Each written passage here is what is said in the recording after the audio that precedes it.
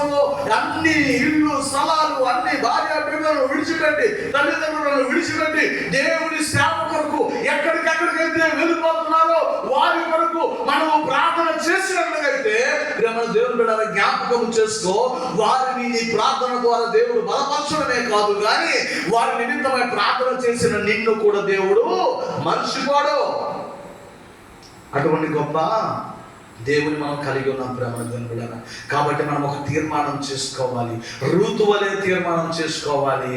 ఇదిగో ఏంటో తెలుసా, నేను నీ దేవుడే నా దేవుడు అని నేను అనుకున్న వెంటనే నేను ఏమనుకున్నాను, రూతు ఏమనుకున్నదంట, దేవుడు పరిశుద్ధుడు కనుక నేను పరిశుద్ధునిగా ఉండాలి, దేవుడు న్యాయవంతుడు కనుక నేను న్యాయంగా బ్రతకాలి, దేవుడు నీతిమంతుడు కనుక నేను నీతిమంతుడుగా బ్రతకాలి, నన్ను బట్టి నా దేవుడు నామం ఎక్కడ కూడా అవమానపరచబడకూడదు అనుకున్నదంట.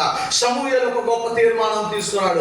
ఏంటో తెలుసా, నా మట్టుకు నేను ఎప్పుడు నా కొరకే నేను ప్రార్థన చేసుకుని నా బిడ్డల కొరకు, నా సంఘము కొరకు, నా ప్రజల కొరకు, నా దేశము కొరకు, నా జనుల ఇదిగో హింసింపబడుచున్న వారి కొరకు, ఆకలి బాధతో బాధపడుచున్న వారి కొరకు, లేనితో కరువుతో కష్టాలతో ఇబ్బందులతో బాధపడుచున్న వారి కొరకు, ఇదిగో వెలివేయబడుచున్న వారి కొరకు, ప్రతి ఒక్కరి కొరకు నేను ప్రార్థన చేయనట్లుగా అయితే నా మట్టుకు నేను ఏమైపోతాను, దేవునికి విరోధముగా పాపము చేసిన వాడను అవుతాను.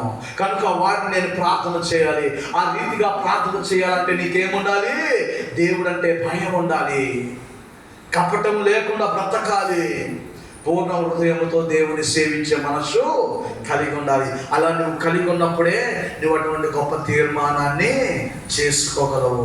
ఈ దినం నువ్వు అలా ఉండాలనుకున్నట్లయితే సమూయేలు వాళ్ళ తీర్మానాన్ని చేసుకో. ఆ రీతిగా చేసుకున్నాడు కనుకనే ప్రేమల దేవుని బిడ్డలారా, సమూయేలు వంటి గొప్ప ప్రవక్త అని దేవుడు అనేక మార్లు చెప్పబడిన అనేక మంది దేవుని భక్తుల గురించి ఆయన చెప్పినప్పుడు సమూయేలు పేరు కూడాను దేవుడు చెప్పడానికి ఇష్టపడుతుంటాడు ప్రేమ దేవుని బిడ్డలారా.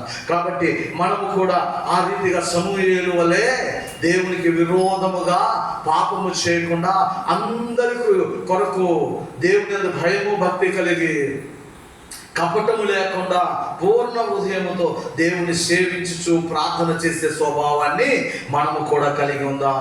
మూడవది మనం చూద్దాం.